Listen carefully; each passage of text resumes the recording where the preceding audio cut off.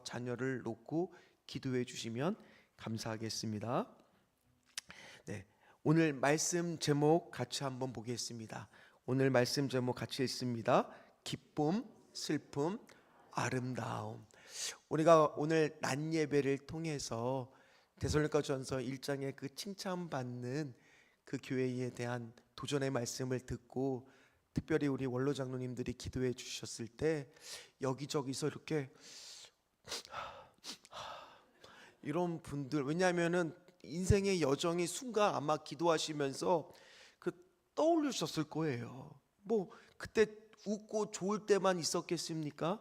힘들 때도 있었을 거고, 신앙 지키느라 여기까지 온갖 감정이 있었을 거 아니에요. 그 감정을 오늘 제목처럼 기쁠 때도 있었고 슬플 때도 있었지만, 이 모든 것들은 정반대의 개념이 아니라 따지고 보니까 다 아름다운 신앙생활의 하나의 여정이었다라는 거예요.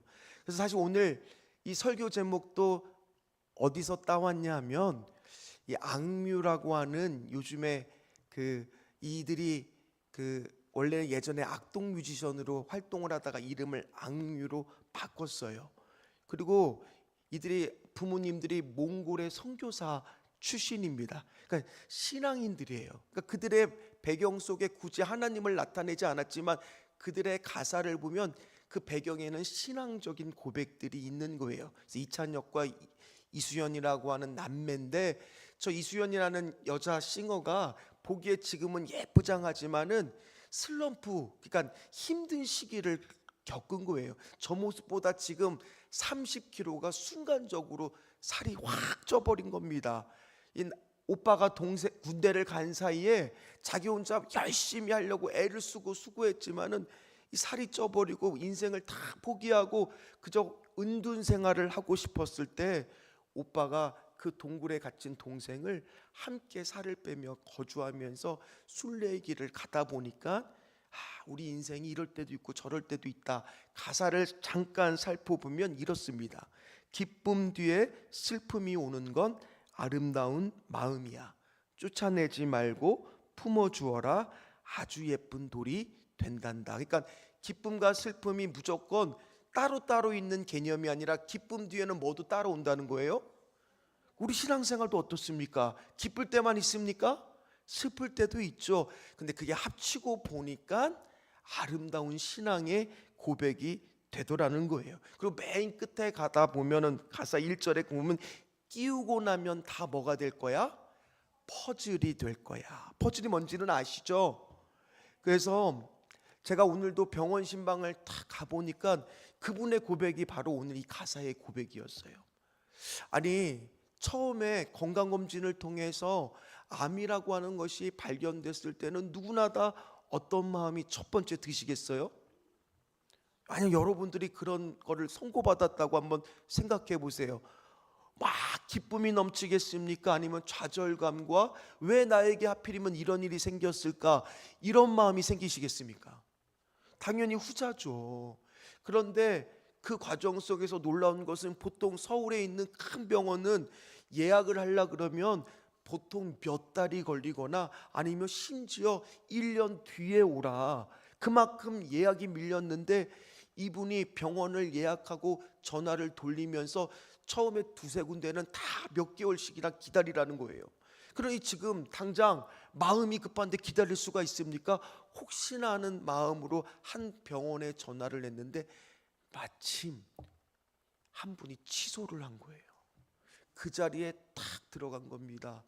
근데 그게 한 번만 그런 일이 일어난 게 아니라 수술을 받아야 되는데 수술도 밀려 있을 거 아닙니까? 예약도 밀려 있는데 검사를 다 하고 수술을 받아야 되는데, 그 수술도 몇 달 밀릴 줄 알았는데 또 누가 취소를 한 거예요.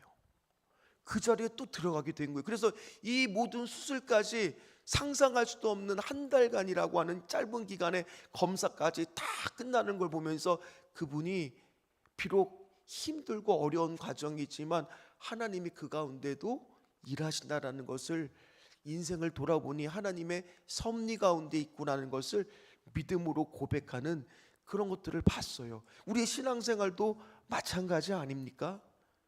늘 좋을 때만 있으세요? 늘 기쁠 때만 있습니까? 그런 분들은 병원도 가보셔야 돼요. 그냥 힘들 때도 오는 게 당연하죠. 소낙비가 내리는데 누구는 맞고 누구는 안 맞습니까?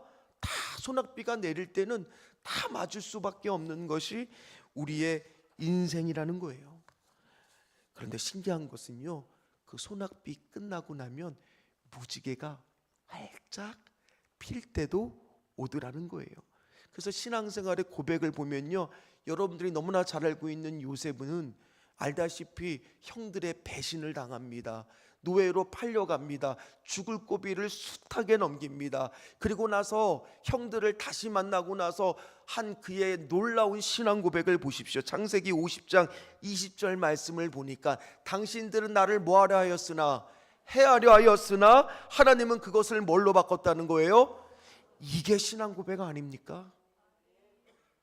기쁨과 슬픔 뒤에 오는 아름다운 신앙 고백을 했다는 거예요. 어디 이게 요셉뿐입니까? 다윗은 어떻습니까?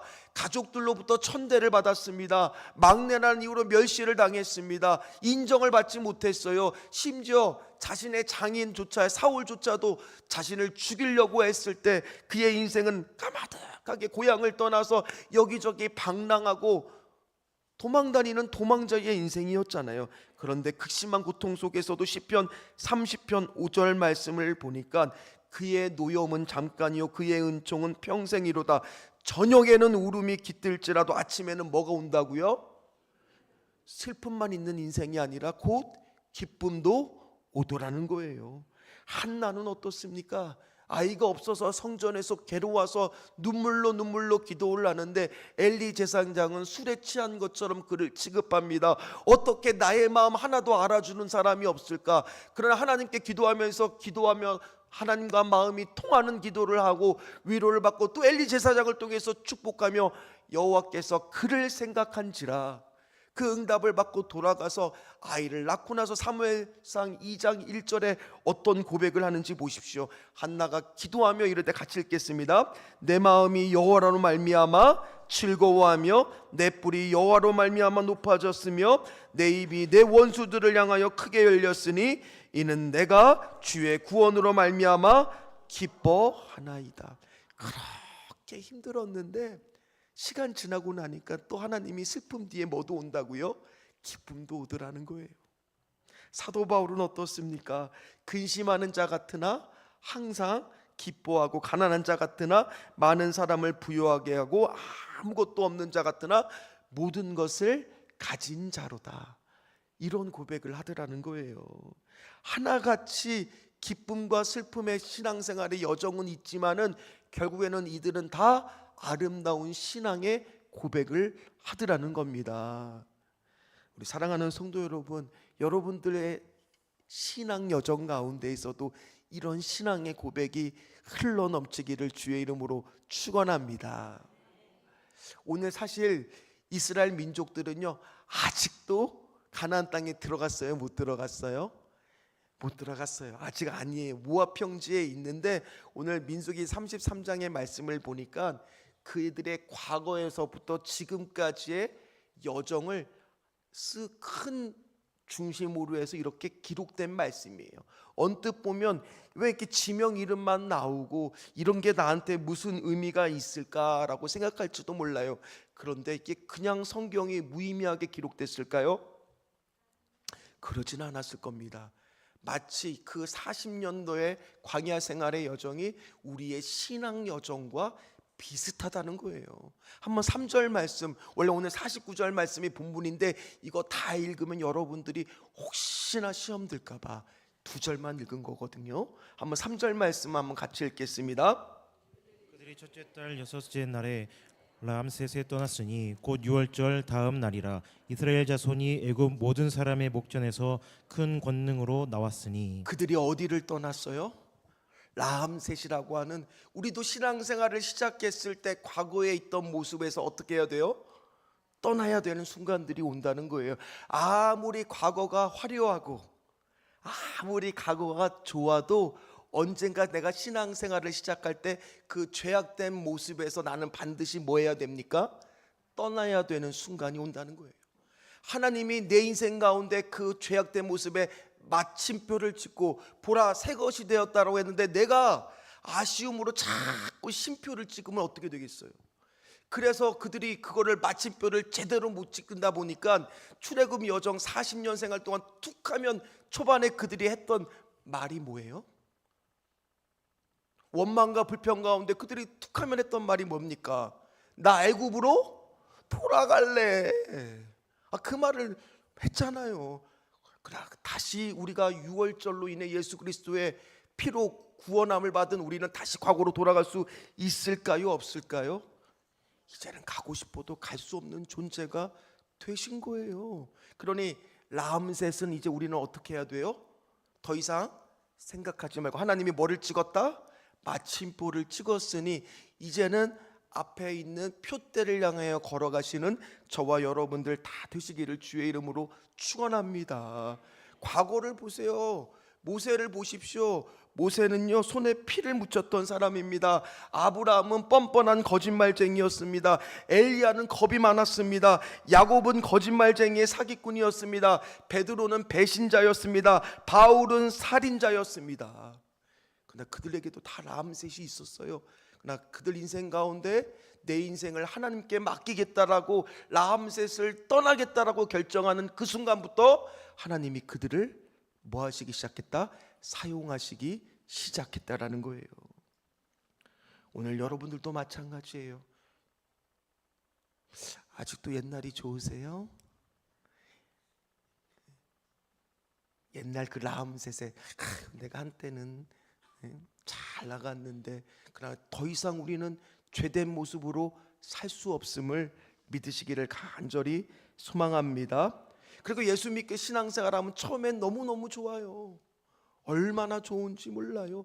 예수님이 나를 구원해 주셨으니 매일매일이 새롭고 매일매일이 할렐루야예요. 그런데 곧 뭐를 만나느냐? 8절 말씀을 한번 같이 읽도록 하겠습니다.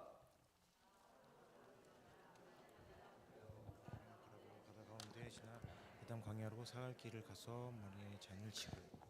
오늘 말씀해 보니까 바다 가운데를 지나 이 바다가 무슨 바다겠어요? 무슨 바다겠습니까? 홍해를 건너야죠. 가다 보니까 뭐를 만나요? 인생의 신앙생활의 여정 가운데 홍해가 나를 가로앞에 막는 것처럼 정말 도저히 앞으로도 갈 수 없고 뒤에는 이집트의 군대가 쫓아오고 뒤로도 갈 수 없는 사방팔방에 막혀 있는 것 같은 신앙생활 우리 한 번쯤 다 경험하지 않으셨어요? 42주년 동안 우리가 신전주교회가 걸어오면서 이런 고비 한 번도 없었나요? 저는 다 모르죠. 한번 여러분들 떠올려 보세요. 있었잖아요. 그리고 마라와 같은 쓴 고통과 같은 나날들이 없으셨습니까? 그런데요, 그런 문제 가운데 우리가 뭐를 경험하느냐? 출애굽기 14장 21절 말씀을 보세요. 홍해가 갈라지면서 그때 어떤 문제를 내가 하나님 풀어주는 게 아니라 살려달라고 사방이 막힌 것 같으니까 오늘 내가 죽겠습니다. 하나님 나를 좀 살려주시옵소서. 간절한 기도 가운데 홍해가 열렸을 때 하나님이 뭐를 우리를 통해서 그때 경험하게 하시느냐? 보십시오. 큰 동풍이 밤새도록 바닷물을 지금 뭐하고 있는 거예요? 물러가게 하고 있는 거예요. 여러분 뜨거운 동풍으로 인해서 여러분 한번 그냥 바닷물만 쩍 갈라졌다고 생각해 보세요. 그럼 밑에는 바닷물이 있었으니까 질퍽질퍽질퍽해서 노인분들 걸을 수나 있으셨겠어요? 근데 땅이 무슨 땅이 돼버렸어요? 마른 땅이 된 게 하나님이 그 가운데 큰 동풍을 밤새도록 불어주는 은혜가 있었다는 거예요. 베드로는 어떻습니까?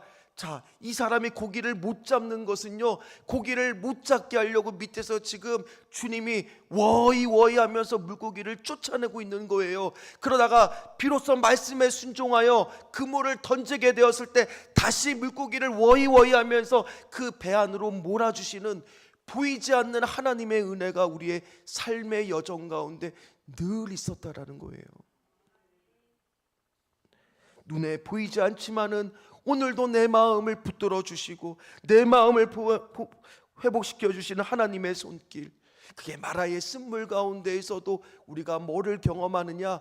하나님은 치료하는 하나님이시구나. 우리의 마라의 쓴물을 단물로 바꾸시는 분이구나. 오늘 이 신방을 간 이 가정의 고백도 하나님이 어떻게 앞으로 역사하실까, 어떻게 고쳐주실까. 여러분들 안에서도 지금 홍해와 같은 문제 지금 꽉 막혀있는 분들 있을 겁니다. 말 못할 지금 고민 가운데 있을 겁니다. 고통 가운데 있을 겁니다. 마라와 같이 인생이 정말 쓰구나를 경험할 겁니다. 그러나 그때 경험하는 게 동풍인 거예요. 마른 땅인 거예요. 치료하는 하나님의 보이지 않는 손길이라는 거예요. 그거는요, 평안할 때 경험하는 것이 아니라는 겁니다. 그래서 교회는요, 환자 공동체라는 말이 있어요. 놀랍도록 정신의학자 칼 맥닝거라고 하는 사람은 Whatever Become of Sin 이란 책에서 뭐라고 얘기하느냐, 정신병자가 걸린 사람들이 자신의 죄가 용서받았다는 사실을 믿기만 하면 4분의 3은 다음 날 퇴원할 수 있을 거라고 말했다라는 거예요. 여러분, 교회는 그런 것을 경험하는 거예요. 치료하는 하나님. 오늘도 동풍을 통하여 보이지 않는 하나님의 은혜를 경험하는 그 순간, 그러나 늘 그냥 홍해만 내 앞을 가로막고 있으면은 신앙생활이 얼마나 고되고 힘드시겠어요. 그걸 지나고 나니까 그 다음 말씀 9절에 뭐를 또 경험하게 하십니까? 마라를 떠나 엘림에 이르니 엘림에는 샘물 12과 종료 70그루가 있으므로 거기에 진을 치고. 쉼도 하나님이, 안식도 하나님이, 고난의 순간을 지나고 나면 늘 우리가 소나기를 만나 흠뻑 젖은 상태로 힘든 그 순간을 지나고 나면 따뜻한 하나님의 안아주심의 쉼의 순간도 신앙생활 가운데 있으셨습니까? 없으셨습니까? 있으셨죠. 있으셨을 겁니다. 하나님의 위로하심, 그가 나를 푸른 풀밭에 누이시며 실만한 물가로 인도하시는 도다. 여호와가 나의 목자시니 내가 부족함이 없으리로다. 그 주님의 초대가 여러분들 신앙생활 가운데 분명히 있으셨을 거예요. 예수님도 뭐라고 말씀하십니까? 마태복음 11장 29절 말씀을 보면 나는 마음이 온유하고 겸손하니 나의 명예를 베고 내게 배우라. 그리하면 너희 마음이 쉼을 얻으리니. 그 쉼을 통하여 다시 회복하고 소생케 되는 은혜를 누리는 가운데 또 그렇게 신앙생활이 흘러가기만 합니까? 그러다가 또 뭐가 또 찾아오느냐? 14절 말씀을 한번 같이 읽도록 하겠습니다. 14절 말씀 같이 읽습니다. 알루스를 떠나 르비딤에 진을 쳤는데 거기는 백성이 마실 물이 없었더라. 아멘. 어느 순간에는 말씀도 귀에 안 들어올 때도 와요. 메마른 심령을 경험할 때가 옵니다. 목사님 말씀이 그 말씀인 것 같고 신앙과 말씀을 이야기하는데 귀에는 도저히 들리지도 않고 내 안에 철저한 공허함과 메마름 속에서 신앙생활이 정말 어떻게 이렇게 될 수 있을까? 그런 순간도 여러분들의 신앙의 여정 순간에 없으셨습니까? 다들 그냥 항상 은혜만 넘치셨어요? 메말랐던 순간도 왔었잖아요. 결핍과 고갈을 느끼는 가운데 이렇게 어떻게 철저하게 메마를 수 있을까? 그런데 그 메마름도요, 나쁜 게 아니라는 거예요. 그걸 통해서 또 우리는 뭐를 느끼느냐? 시편 63편 1절과 2절 말씀을 보세요. 같이 읽습니다. 하나님이여 주는 나의 하나님이시라. 내가 간절히 주를 찾을 때 물이 없고 마르고 황폐한 땅에서 내 영혼이 주를 갈망하며 내 육체가 주를 앙모하나이다. 내가 주의 권능과 영광을 보기 위하여 이와 같이 성소에서 주를 바라보았나이다. 아멘.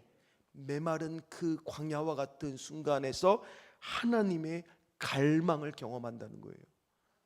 정말 내가 메마른 것만 경험하는 것이 아니라 오히려 그 순간을 통해서 목마름과 갈증을 경험하는 곳, 그곳에서 이제 뭐가 일어나기 시작하느냐? 부흥이 일어나는 거예요. 여러분들의 메마른 심령을 그 순간을 지나고 나면 그 다음에 경험하는 것은 바로 하나님에 대한 갈망, 그 부흥, 그곳이 모인 그곳에 하나님은 반드시 임재를 주시고 부흥을 허락해 주실 줄 믿습니다. 그럼 다윗이요, 여호와는 나의 목자신이라고 고백을 한 게 풍족한 가운데서 고백을 했을까요? 강야와 같은 결핍 가운데 그 고백을 했을까요? 후자일 겁니다. 100% 확신합니다. 여러분들 인생 가운데에서 여호와는 나의 목자시니 그 고백이 나올 때가 언제셨어요? 메마르고 힘든 그 순간, 그러나 내가 이대로 무너져서는 안 되지, 주여 나를 좀 채워주시옵소서, 나를 좀 만나주시옵소서, 내 목마름을 좀 해결하여 주시옵소서. 그 순간에, 광야와 같은 순간에 우리는 하나님을 다시 경험하며 또 그 여정을 갈 수 있었지 않았습니까? 곧 부흥과 회복을 하나님이 주신다라는 거예요. 그리고 가는 곳이 어디냐? 이제 36절 벌써 많이 왔어요. 36절입니다. 우리 같이 읽겠습니다.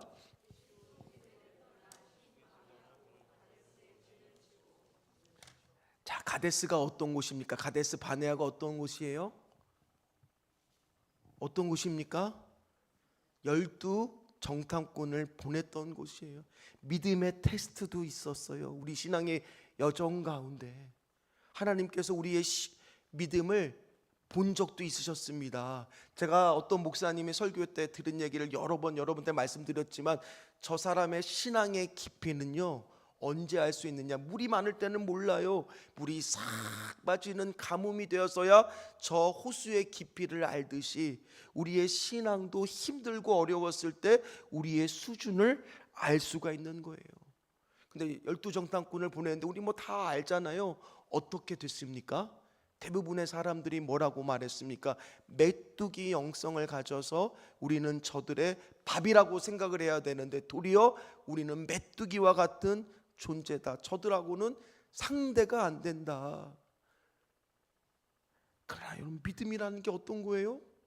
내가 그런 한계에 부딪혔을 때, 내 힘으로 안 된다라는 것을 알았을 때, 그때 그 전부터 하나님을 의지하고 내 한계를 하나님께서 극복하게 도와달라고 하나님을 전적으로 의지하는 게 바로 뭐예요? 믿음이라는 거잖아요.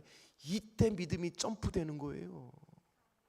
여러분들의 신앙의 여정, 우리 교회가 부흥도 좋을 때 된 게 아니에요. 힘들고 어려운 곳에 우리 원로 목사님이 결단하시고 나가고 믿음 붙잡고 가자고 했을 때 우리 교회가 부흥하는 것이고요, 우리 신앙이 성장하는 거예요. 주님이 그때 묻거든요. 이런 광야에서 너가 나만 믿고 살 수 있겠니? 이런 광야와 같은 곳에서 나만 같이 믿고 살 수 있어? 이제 곧 서문철 목사님이 이제 이집트로 가지만 아마 광야일 거예요. 관광지로 가시겠어요. 가면은 이제 나만 믿고 정말 살아야 하는 거예요. 그러나 그 광야 훈련은요, 우리의 믿음을 한 번에 확 뭐하게 하여? 성숙하게 한다는 거예요. 발전하게 한다는 거예요. 주님이 믿는 것이 어떤 것인지를 알게 하신다라는 거예요. 도리어 그들은 가네스 바다에서 40년을 돌면서 비록 그것이 광야와 같이 힘든 곳이었지만 그들이 가나안 땅에 들어갈 만한 사람으로 만들기 위한 광야의 훈련 과정은 우리에게 반드시 필요하다는 거예요. 그래서 제자 훈련을 하는 거예요. 광야 훈련을 한번 해보자. 근데 벌써 1단계인데 우리 성도님들 갈등하고 있어요. 이거 힘든 거 아닌가?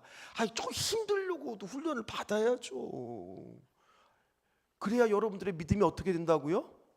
확 그냥 성장을 하는 거예요. 새벽 기도도 해보고 그렇잖아요. 아유, 큐티도 해보고 매일 말씀도 보시고. 저는 오늘 원로 목사님 설교 들으면서 일부 때 도전을 엄청 받았어요. 원로 목사님께서 일부 때 뭐라고 말씀하셨냐?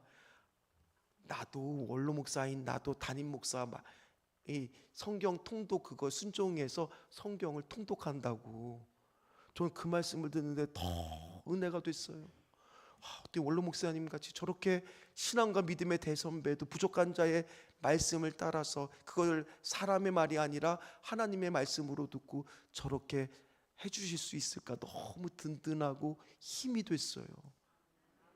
마찬가지예요. 여러분, 훈련받지 않고서는, 광야의 훈련의 과정을 겪지 않고서는 어디 성경의 인물 중에서 그런 사람이 있습니까? 비록 그들이 겉보기에는 불순종을 했습니다. 그래서 40년을 도는 것 같이 느껴질 수 있어요. 그러나 신명기 8장 2절의 말씀을 보면 놀라운 말씀이 있습니다. 신명기 8장 2절의 말씀을 보면 어떻게 말하고 있냐면, 하나님께서 이스라엘 백성에게, 다시 한번 읽겠습니다. 하나님께서 이스라엘 백성에게 40년간 광야길을 걷게 하셨다.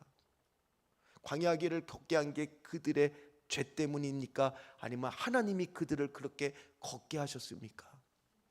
물론 그들의 죄 때문이라고도 말할 수 있겠지만 결론적으로 보면은 하나님이 40년 동안 광야의 길을 훈련시켰다는 거예요.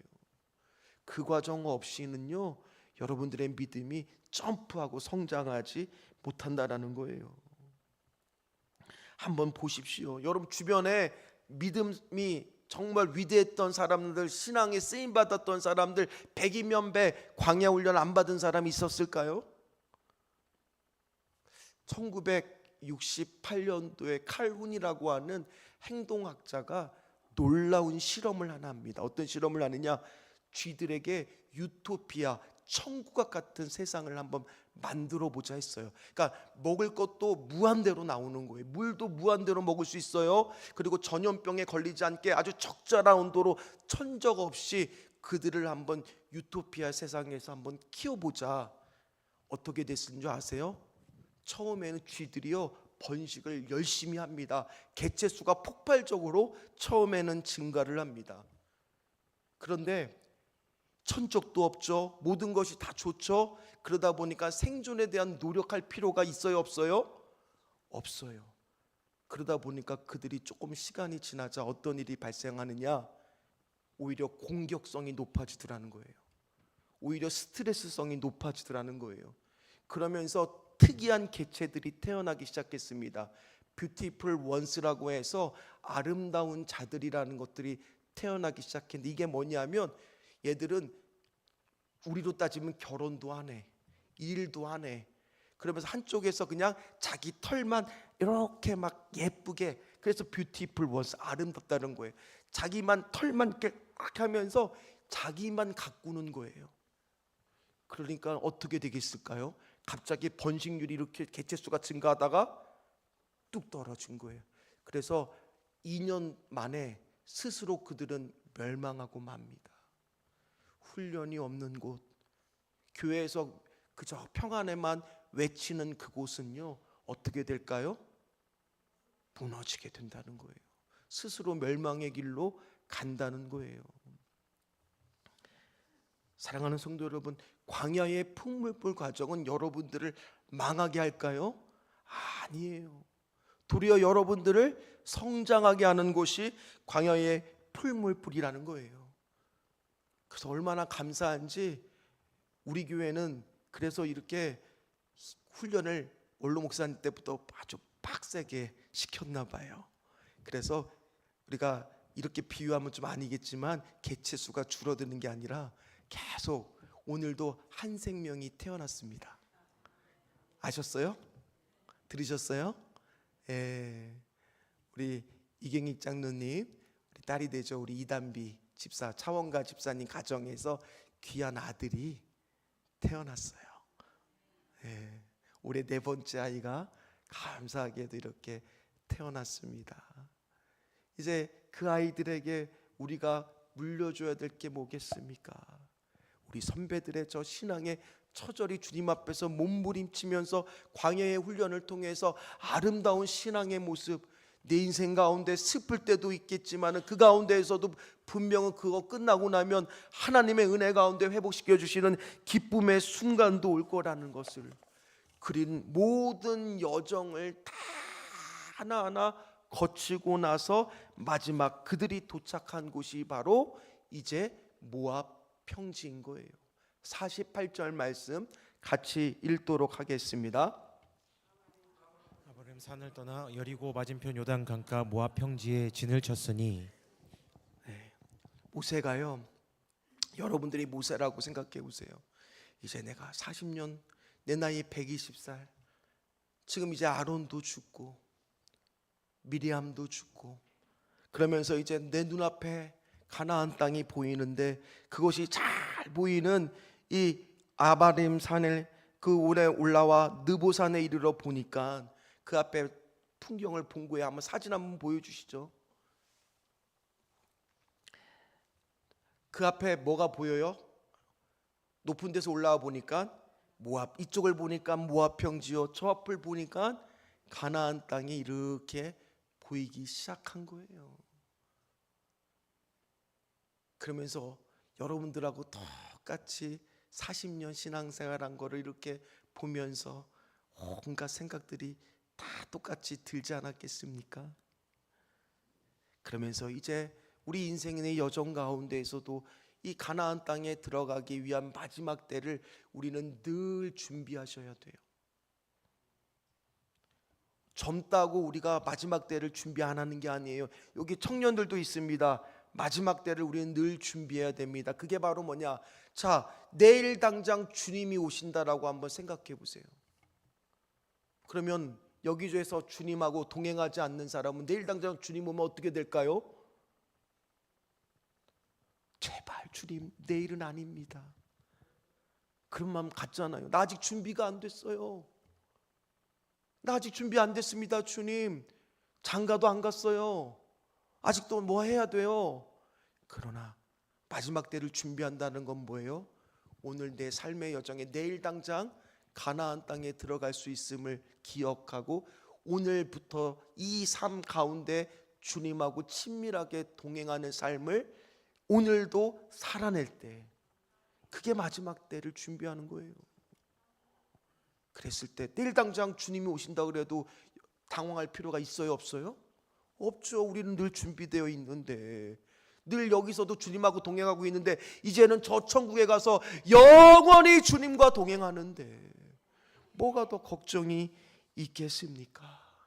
이게 마지막 때를 준비하는 거예요. 근데 놀랍도록 마지막 때는요, 노아 시대의 때와 똑같다는 거예요. 노아 시대 때도 어땠습니까? 방주를 만들어 놓고 110년 동안 방주를 만들고 사람들이 그 안에 들어올 수 있는 얼마나 숱한 기회가 있었는데도 불구하고 그들이 하나님하고 동행하지 않으니까 아무리 외쳐도 그들은 비웃음만 쳤을 뿐이라는 거예요.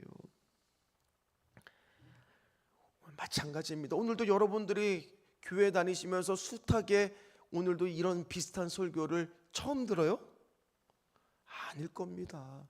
그럼에도 누구한테는 오늘 말씀은 그저 지나가는 말씀, 내 안에 심령에 박혀있지 않는 말씀이 되는 거예요. 제가 그래서 새벽 기도 때 우스갯소리로 한쪽 귀를 꼭 막고 계시라고, 못 나가게 말씀이 내 안에 심겨야 돼요. 말씀을 마무리하도록 하겠습니다. 우리는 여러분도 아마 매일 식사를 하시죠? 그런데 어떤 분들 보니까요, 먹고 싶은 거를 다 먹을 수가 없을 때가 오더라는 거예요. 그럴 때는 잘 먹는 모습만 봐도 얼마나 부러운지 모릅니다.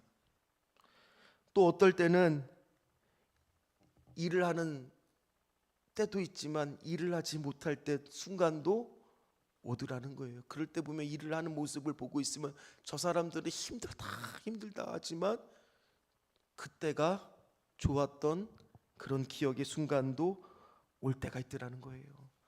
오늘 하루도 나에게 그냥 주어진 순간이 아니라 하나님하고 동행해야 되는 마지막 때를 준비하는 순간이 된다면, 기쁠 때와 오면은 좀 있으면 슬플 때도 올 것이고, 그 모든 것 가운데 오늘 우리 믿음의 선배들처럼 아름다운 신앙의 고백을 할 수만 있다면, 마치 사도 바울이 디모데후서 4장 7절에 나는 선한 싸움을 마치고 나의 달려갈 길을 마치고 뭐를 지켰으니 믿음을 지켰으니, 이 신앙 고백을 저와 여러분들이 할 수만 있다면 우리의 신앙 여정 가운데 반드시 이 신앙의 아름다운 고백들이 있는 우리 신전주 교회 권속들이 다 되시기를 주의 이름으로 축원합니다.